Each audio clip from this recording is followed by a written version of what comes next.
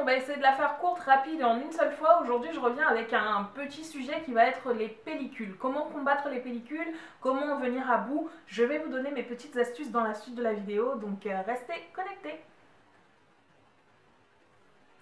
Alors, pourquoi est-ce que j'ai décidé de parler de ce sujet-là aujourd'hui? C'est simplement parce que l'automne est de retour, les températures froides, l'eau calcaire en France, etc. Je sais que nombreuses sont les naturels qui vont recommencer à avoir le cuir chevelu qui démange, des pellicules, etc.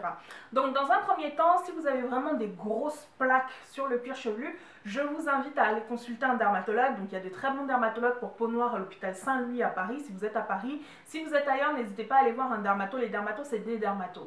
Effectivement, il y a une spécialisation, et encore, hein, moi j'ai pas fait médecine donc j'y crois pas. Je pense pas qu'il y ait vraiment une spécialisation pour peau noire ni quoi que ce soit, mais allez voir un médecin, il sera capable de vous dire s'il s'agit peut-être, je sais pas moi, d'eczéma ou de quelque chose, enfin d'une condition beaucoup plus médicale, on va dire ça comme ça, d'accord? Donc premier réflexe, on va chez son dermato si le problème est vraiment important. Donc, si le problème n'est pas si important que ça, mais que vous avez quand même des pellicules, etc., moi, voici quelques astuces que j'utilise pour combattre, en tout cas, l'effet calcaire, les pellicules, etc.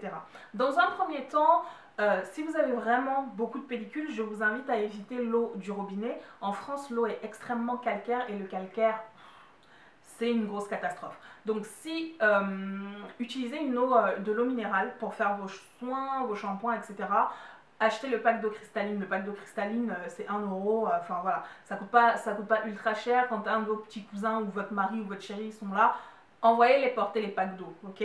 Qu'ils vous ramènent un stock de packs d'eau, comme ça vous pourrez faire vos shampoings tranquilles. La deuxième astuce que j'ai, c'est l'huile d'olive. Moi, j'utilise énormément d'huile d'olive en bain d'huile et en massage sur le cuir chevelu, notamment avant le shampoing.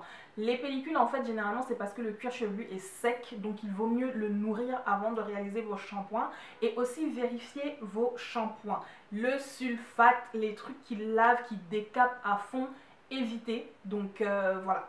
Donc, bain d'huile, à l'huile d'olive ou à l'huile de ricin. Enfin, je préfère olive pour ma part lorsqu'il s'agit de pellicules. Je ne sais pas pourquoi, ça marche très bien sur moi. Donc vous en mettez vraiment une tonne, vous massez bien votre crâne, vous le nourrissez, vous laissez poser la nuit si possible et vous faites votre shampoing le lendemain. Si vous ne pouvez pas laisser poser une heure, une demi-heure, 45 minutes, en tout cas faites-le avant d'appliquer un shampoing. Ça permet en fait à votre cuir chevelu d'avoir un peu de gras à la place, en lieu et place du sébum que nous ne produisons pas énormément, nous les personnes noires. Et donc en fait quand vous allez faire votre shampoing, donc le shampoing ne va pas venir complètement décaper à nouveau le cuir chevelu. Alors, le troisième et le quatrième conseil donc, que j'avais à vous donner, donc je vous ai dit de vérifier votre shampoing, ne pas utiliser des shampoings trop lavants, trop décapants, etc. Enfin voilà. Mais surtout vérifier également la composition de vos produits. On en parle, on en reparle depuis que vous êtes repassé au naturel. Je pense que c'est une des rares choses qu'on vous dit. Les silicones, les parabènes, les machins, les nananas, les huiles minérales, les paraffinium, liquidium, etc. C'est des choses qui viennent faire des build-up, donc qui viennent s'encrasser en fait au-dessus de votre cuir chevelu et qui ne partent pas forcément avec tous les shampoings. Donc quand vous utilisez des crèmes, des leave-in conditionners, etc., vérifiez la composition de ces produits-là pour éviter certains types de substances qui vont venir s'accumuler sur votre cuir chevelu, le rendre sec, le rendre donc imperméable à l'hydratation et vous créez donc des pellicules. Donc voilà quelques petites astuces. La dernière astuce, celle que j'aime beaucoup aussi, c'est le vinaigre de cidre. Donc c'est que des astuces naturelles. Le vinaigre de cidre, c'est vraiment pas mal du tout. Vous en mettez un petit peu avec de l'eau dans un spray et vous pchitez comme ça sur votre crâne ou sur votre cuir chevelu en massage, donc en amont du shampoing ou pendant que vous faites votre shampoing ou en fin de shampoing. C'est comme vous voulez, mais n'oubliez surtout pas de rincer ça à grande eau parce que malheureusement le vinaigre de cidre, ça a une odeur assez particulière. Donc pour moi, ce qui fonctionne sur les pellicules, huile d'olive, vinaigre de cidre, vérifier la composition de mes shampoings et bien évidemment des massages du cuir chevelu et pensez vraiment à regarder la composition de vos produits. Donc j'espère que ces petits conseils vous auront aidé.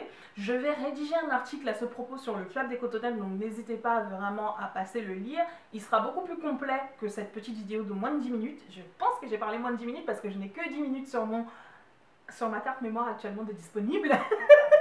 Donc j'espère vraiment pour moi que j'ai parlé moins de 10 minutes. Anyway, je vous fais de gros bisous. Si le sujet vous a intéressé, mettez des petits pouces hauts, partagez, commentez, abonnez-vous si ce n'est pas encore le cas. Je vous embrasse et je vous dis rendez-vous la semaine prochaine. Salut!